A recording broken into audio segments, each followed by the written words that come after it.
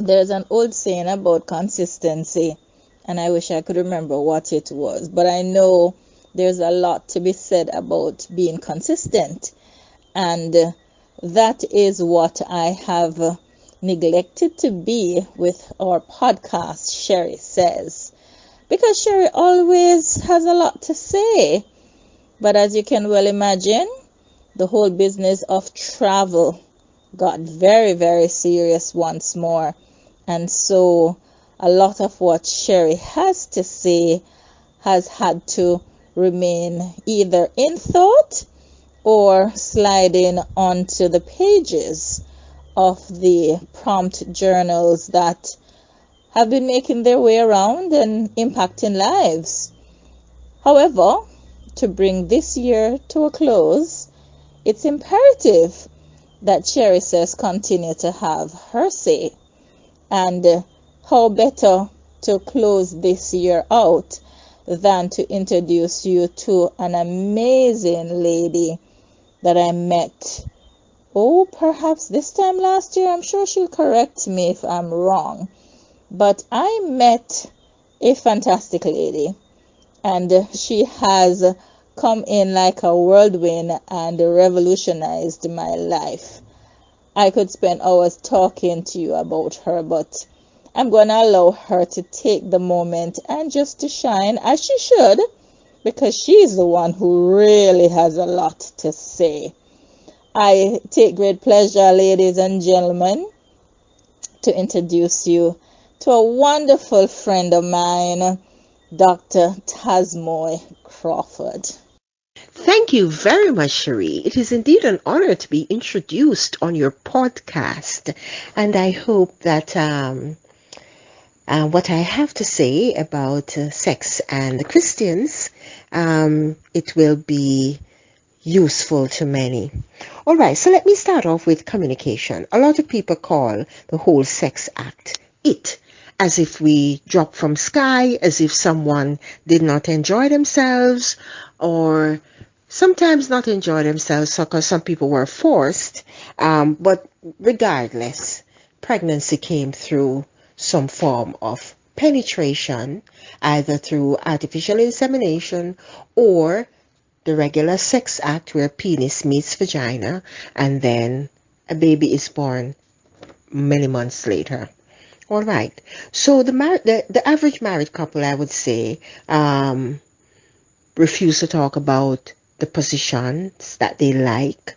Sometimes they are very judgmental.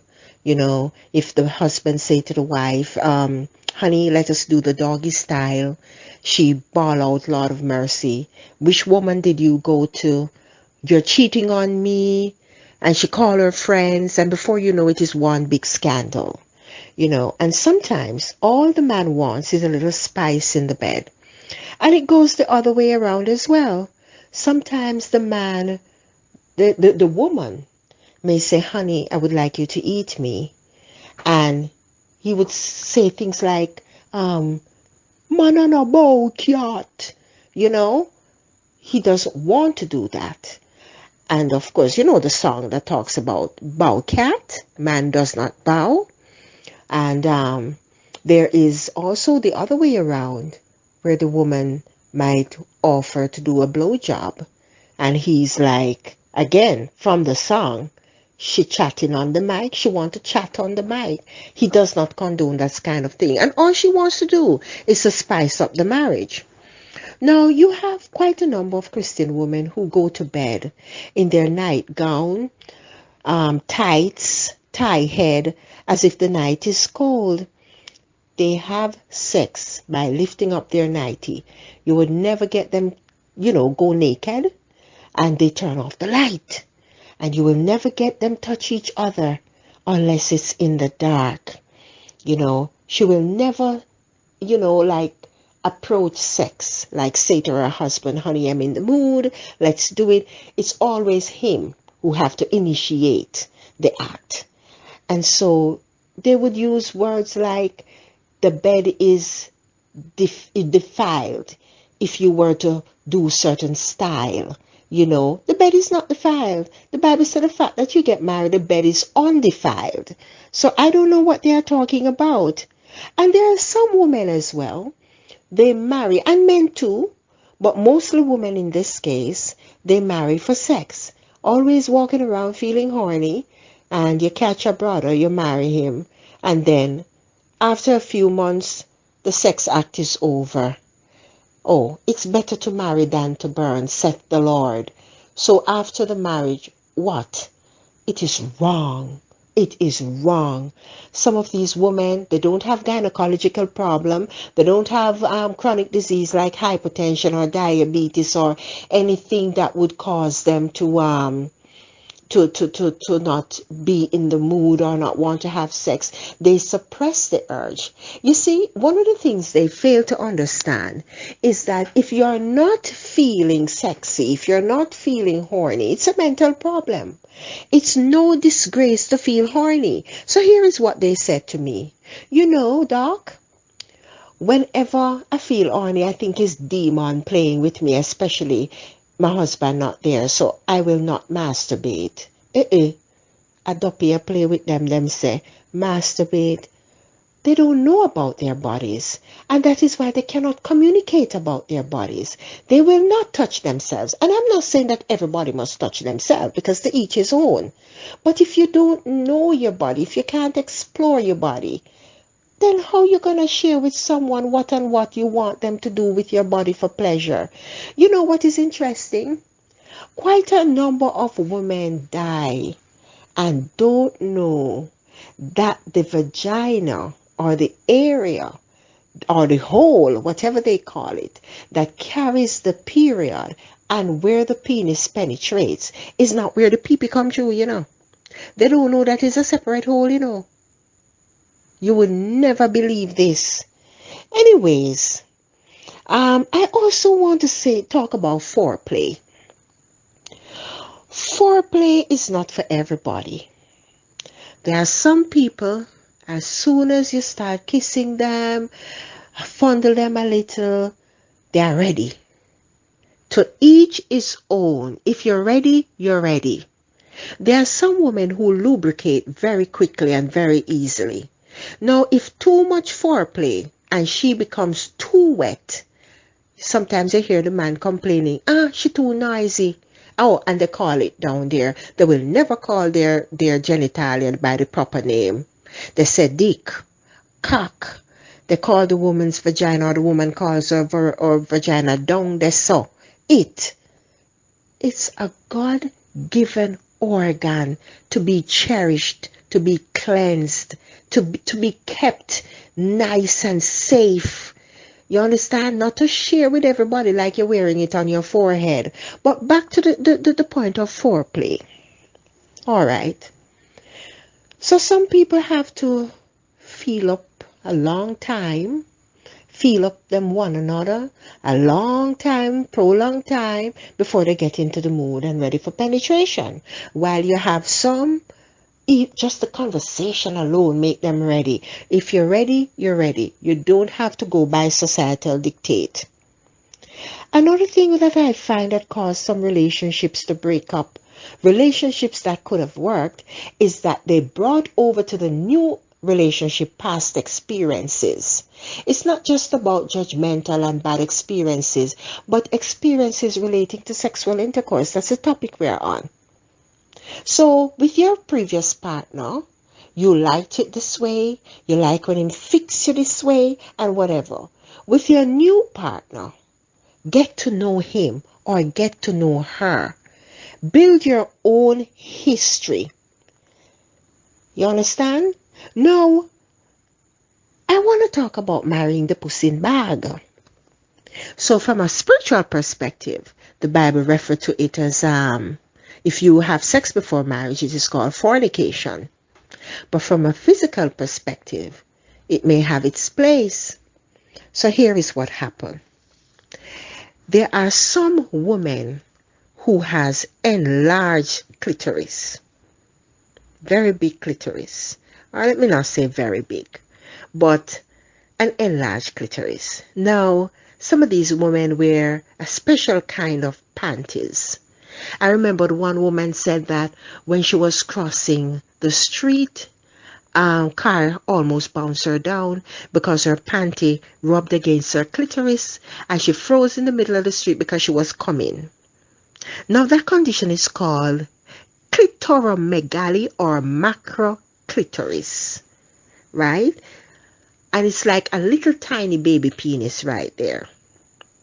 There's also a condition called, and this is for the man now, where the urethra, that is the hole where the man peep through or come through, ejaculate I should say, through, that's the tip of the penis. Now, not every man's hole, or I should say urethra opening, is located at the tip. It is called, what you call it now? It is called subcoronal. subcoronal. Yes, that's a spelling.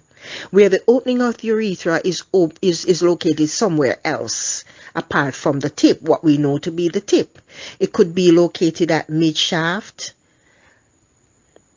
It could be located along the shaft of the penis. And of course, you know, where that part of the penis is on right under the base of the penis, and you have the scrotum. Sometimes the hole is there too, you know. It is called penoscrotal when it's right under there. So can you imagine when that is the case? Sometimes contraception becomes difficult. Not contraception. Sometimes conceiving, becomes difficult. In addition to that, I want to say that for the man, it's a difficult thing when his urethra is not at the at the tip. The urethra opening is not at the tip, because what happens is that man, when he goes to urinate, he messes up the place. So it's a difficult subject for many to talk about. Some people are very embarrassed about it. Another thing I must say on the same point of sex is that some people are allergic to color. The color of the room, the color of the drape. I heard some people say, you know, I can't come whenever I go to our place, you know. It's just the color of the room. It mostly goes for men though. There's also another point to note, smell. And it's not just about the smell of the woman or the smell of the man. Of course, that smell must be taken into consideration as well. But the smell of the space in which you're copulating. So, you know, a lot of things to consider. Whether or not you are a Christian, and once you're having sex and you want your marriage to work, talk about it. Communicate, love each other, respect each other, embrace each other, build your own history together. It is yours, your history. All right? So this is my 2 cents, and I hope someone will find it very useful. Over. Now, Taz, contrary to what many people might think, you and I did not meet over, or better still, our bond was not forged over the fact that your discipline in sexual reproductive life was what kind of started it all. Instead, our bond really grew when I discovered that you are a prolific author. And, you know, even though I don't speak about it enough, when I laid hands on the first 5 copies of your books, and I read that first one off that night, it triggered something inside of me. And I want you to talk a little bit about Tazhmoye, the writer, the author. It is indeed an honor to introduce my books. I am an author starting December 26, 2019, and that was when I started writing my first book. And today, December 2023, I'm an author of 6 books. I just cannot believe it myself. The juice just continued to flow. And one of the things with that, do not ignore it. Do not procrastinate. Otherwise, you get yourselves into writer's block. So let me tell you about my first book. My first book is an autobiography referred to as Resilience Beyond Feather. So here is the blurb. An epic walk through life from childhood to adulthood. Beaten down, trodden upon, yet constantly referred to as feather in cap. See the outcome unravels through excruciating determination, warranting resilience to the pedestal of reference. It is a must read. It has been impactful in a positive way, and that's the feedback from fans. Now, the second book, Bouncing Back. A collection of true and remarkable journeys motivated by COVID-19. This exceptional piece of work was motivated by the current coronavirus pandemic, which continues to claim the lives of thousands of people across the world. It brought back memories of real and extraordinary short stories of individuals known to me, and including me, of course, who have experienced threat to lifespan and happens to bounce back remarkably well. The revelation of these happenings are jaw-droppingly astonishing, but awesome, thus will likely compel readers to be hopeful and at the same time revisit their posture of appreciation for life and the people in it. So that's Bouncing Back. Now, my third book is Ataclaps 1. It's referred to as Ataclaps, Confessions from Beneath the Cellar. It is one of 3 series. Now, people gather at the cellar under Mother Pump's house where they unburden without judgment. Some of the shocking, mind-blowing confessions warrant urgent police interventions, but no one dares spill information from that highly confidential space, owing to the serious positionality of Mother, who is the most revered throughout the Calabash district. This unusual and intriguing fiction brings the stories, characters, and words to life, tickling the imagination and emotion of the readers. Quite the page turner indeed. So that's Ataclaps 1, and Ataclaps 2, Two-Legged Hell, carries the same blurb because it's a direct continuation from Ataclaps 1. And then there is Ataclaps 3, Son of the Susher. Rufus screamed with fright as he was forcefully discharged from the only cushy space he knew. He tried holding on tightly, but was involuntarily released through raw liquid substance mixed with sweet fragrance. Then bam! Rapid fall, which followed incessant swishing, landed him into a dark place of stench and cockroaches, which volunteered themselves to be his colostrum. Mind-boggled by a life that mirrored the trinity of love, cynicism, and unknown identity, Rufus stopped at nothing to hit the zenith of success. But did he really? And what relation is he to Mother Pumps? This thought-provoking and unputdownable work of art craves your indulgence. Now, here are the launch books. The launch of Resilience Beyond Feather and Bouncing Back is launch book Stand and Step. It captures the events of the launch. And there is the launch of the Ataclapses, that is Confessions from Beneath the Cellar and Two-Legged Hell.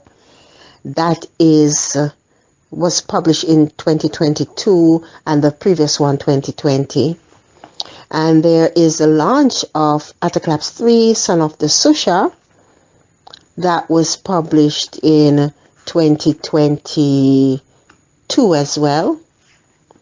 And there is a launch book for corporate paupery, The Gangrene Effect.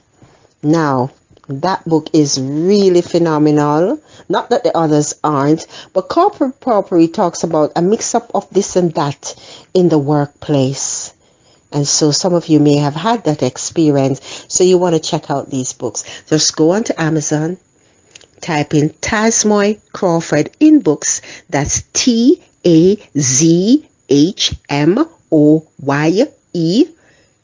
Crawford, Crawford, in books, and you will see all the books come up. And any of them that does not come up, you just type in the title of the book. The last one was Corporate Paupery, The Gangrene Effect. Lady Taz, it has been a wonderful time sharing with you, and I know that others will be captivated not only by the information that you've shared, but by the vivaciousness in your voice. I mean, I could listen to you for hours, and I actually do listen to you for hours. But once again, just happy that you have found it possible to share space on Sheri Says, and we continue to bring just matters of life and interest into the pathways of those who take time to listen, as Sheri truly has a lot to say.